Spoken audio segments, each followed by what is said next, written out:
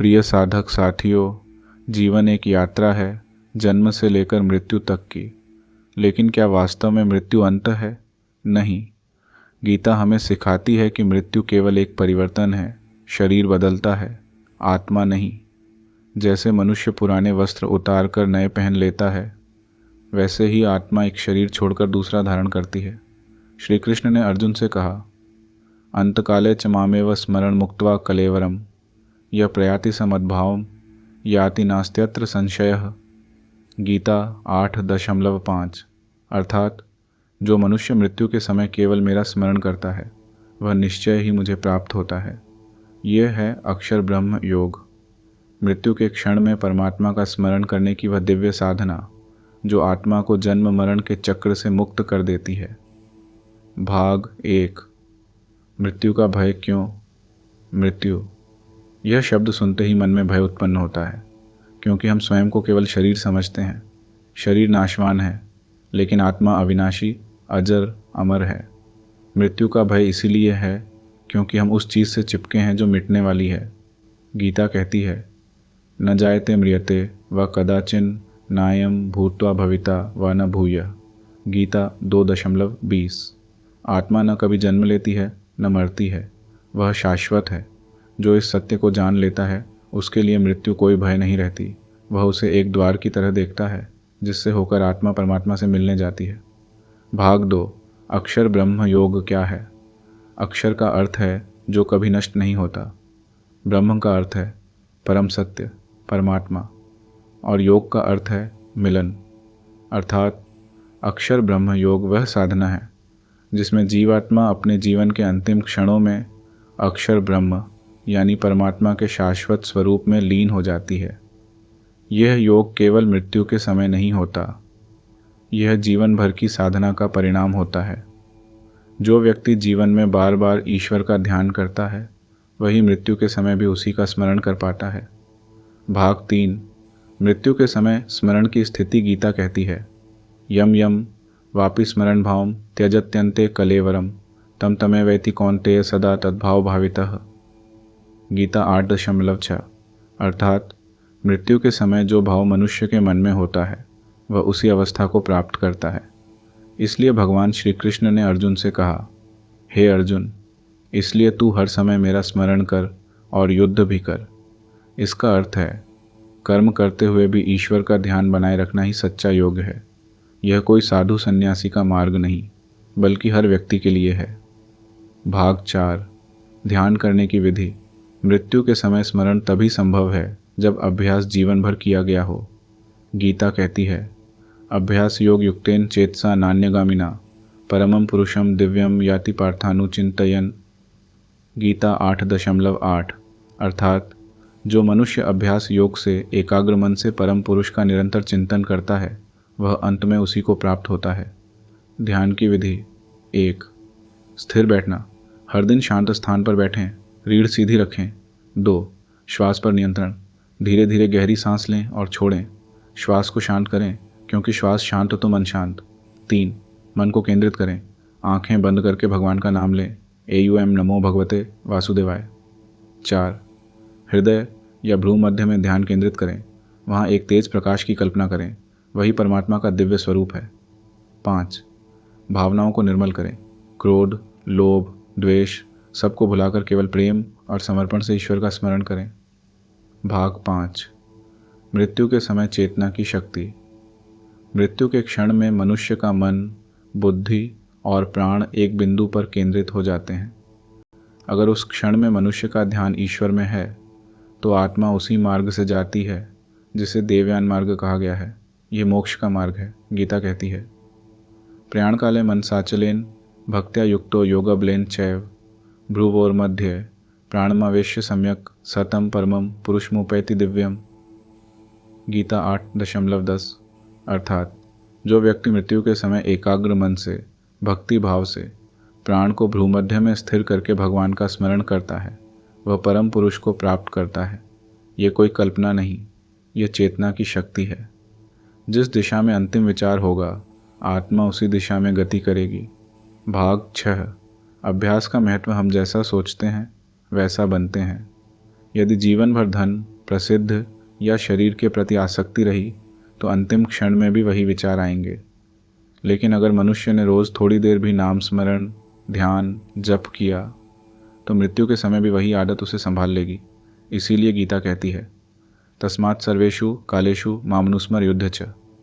गीता 8.7 अर्थात हर समय मेरा स्मरण कर और अपना कर्तव्य भी कर।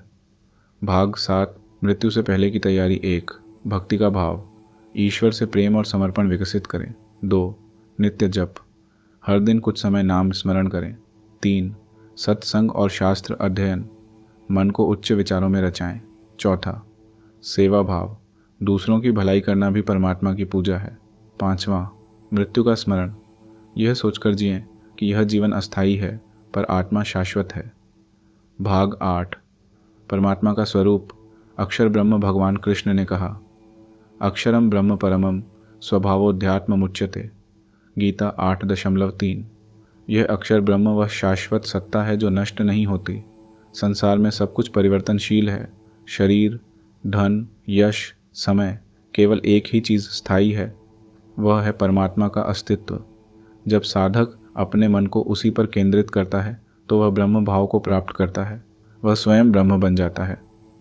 भाग 9 भयमुक्त जीवन की कला, जो मृत्यु से पहले ही मृत्यु को पहचान लेता है, जो जान लेता है कि मैं शरीर नहीं आत्मा हूँ, वह हर प्रकार के भय से मुक्त हो जाता है।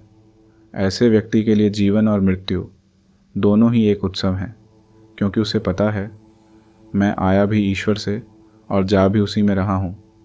भाग 10 भक्त की अंतिम यात्रा, जब कोई सच्चा साधक शरीर छोड़ता है तो उसका चेहरा शांत और उज्जवल होता है। उसके होठों पर भगवान का नाम होता है, राम, कृष्ण, ओम। ऐसा व्यक्ति मृत्यु से नहीं डरता, वह तो प्रभु से मिलने जा रहा होता है। शास्त्र कहते हैं, अंतकाले हरि नाम स्मरणात् मुक्ति, अर्थात जो मृत्यु के समय हरि नाम का स्मरण करता है वह मुक्त हो जाता है। भाग 11 आधुनिक जीवन में अक्षर ब्रह्म योग का महत्व। आज का जीवन भाग दौड़ से भरा है, लेकिन जो व्यक्ति हर दिन थोड़ी देर अपने भीतर जाता है, ध्यान करता है, ईश्वर का नाम लेता है, वह बाहरी अशांति से परे चला जाता है। यह योग हमें सिखाता है कि जीवन को ईश्वर के स्मरण में जियो, क्योंकि मृत्यु कोई कल की घटना नहीं, वह हर क्षण हमारे पास है। जिसने अभी से सजगता शुरू कर दी वही अंत में ईश्वर को याद रख पाएगा। भाग 12 ध्यान की अवस्था, परम मार्ग। ध्यान केवल एक अभ्यास नहीं, यह एक अवस्था है। जब साधक निरंतर ध्यान में रहता है तो मृत्यु के समय मन स्वाभाविक रूप से उसी दिशा में जाता है। यह वही स्थिति है जिसे योग शास्त्र में संस्कार कहा गया है। जिस प्रकार कोई व्यक्ति रोज़ संगीत का अभ्यास करे तो उसके मरते समय भी सुर स्वाभाविक रूप से निकलेंगे, वैसे ही जो व्यक्ति रोज़ ईश्वर स्मरण करता है, मृत्यु के समय भी उसी का नाम निकलेगा। भाग 13 श्री कृष्ण का संदेश अर्जुन के लिए और हमारे लिए। भगवान कृष्ण ने अर्जुन से कहा, हे अर्जुन, तू युद्ध कर, अपना धर्म निभा, पर हर समय मेरा स्मरण कर। यह केवल अर्जुन के लिए नहीं, हम सबके लिए संदेश है। हम अपने जीवन के सभी कार्य करें, परिवार, व्यवसाय, समाज, पर भीतर में हमेशा ईश्वर का ध्यान रखें। यही है कर्मयोग प्लस भक्ति योग प्लस ज्ञान योग का संगम, अक्षर ब्रह्म योग। भाग 14 मृत्यु के क्षण की दिव्यता। मृत्यु के क्षण में ईश्वर का नाम लेने का अवसर दुर्लभ होता है। जो व्यक्ति उस समय भी प्रभु को याद रख सकता है वह निश्चित ही मुक्त हो जाता है, परंतु यह तभी संभव है जब मन पहले से तैयार हो। इसलिए अभ्यास, श्रद्धा और भक्ति, यही 3 कुंजियाँ हैं इस योग की। भाग 15 निष्कर्ष। मृत्यु को मात दो। मृत्यु से बचा नहीं जा सकता, पर मृत्यु को मात दी जा सकती है। कैसे? ईश्वर का स्मरण करके, हर सांस में उसका नाम लेकर, और यह जानकर कि मैं शरीर नहीं आत्मा हूँ। जब यह ज्ञान दृढ़ हो जाता है तब मृत्यु एक उत्सव बन जाती है। तब साधक मुस्कुराते हुए कहता है, अब मैं उस परम ज्योति में विलीन होने जा रहा हूँ जिससे सारा ब्रह्मांड प्रकाशित है। भाग 16 आत्मा की यात्रा। मृत्यु के बाद क्या होता है? साथियों, जब यह शरीर अपना कार्य पूर्ण कर लेता है तब प्राण धीरे धीरे शरीर से बाहर जाने की तैयारी करता है। शास्त्रों में कहा गया है कि मृत्यु के पहले कुछ क्षणों में आत्मा अपने जीवन की झलक देखती है। सारे कर्म, सारी स्मृतियाँ, सारे अनुभव एक झिलमिलाती ज्योति की तरह मन के पर्दे पर उभरते हैं। उस समय व्यक्ति की चेतना एक अत्यंत सूक्ष्म अवस्था में होती है। जो व्यक्ति अपने जीवन में ईश्वर स्मरण का अभ्यास कर चुका होता है, उसकी चेतना स्वाभाविक रूप से उसी दिव्य धारा की ओर मुड़ जाती है।